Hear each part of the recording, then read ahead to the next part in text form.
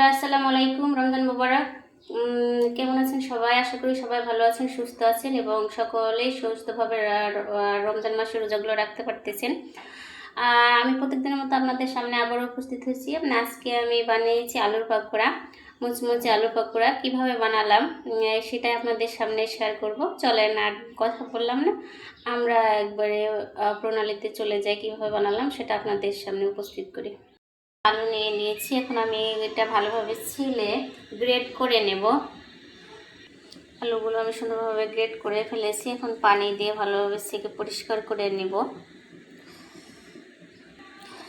পানি দিয়ে ফেলেছি, এখন ভালোভাবে এইভাবে সেকে পানিটা ঝরিয়ে নেব, পানি যাতে না থাকে। পরিমাণ মতো লবণ, মরিচের গুঁড়া, হলুদের গুঁড়া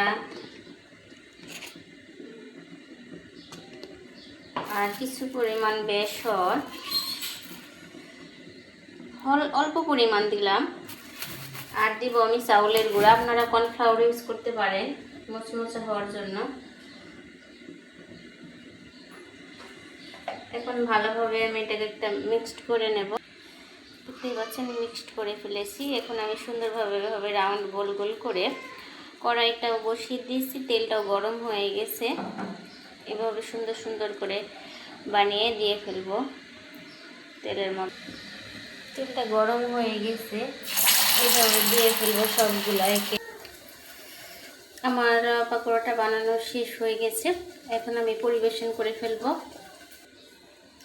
দেখতেই পাচ্ছেন বন্ধুরা, অনেক লোভনীয় লাগতেছে, দেখতেও অনেক সুন্দর লাগতেছে এবং খেতে অনেক টেস্টি হবে।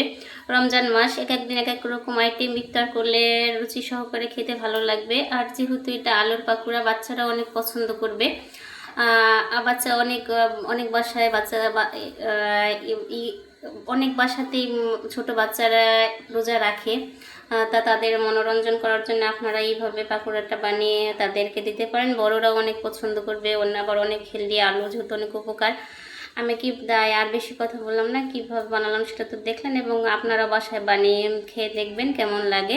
তা অবশ্যই আমার কমেন্ট বক্সে জানাবেন। আবার যদি ভালো লাগে তাহলে অবশ্যই আমার চ্যানেলটা সাবস্ক্রাইব করে দিবেন। আল্লাহ হাফেজ।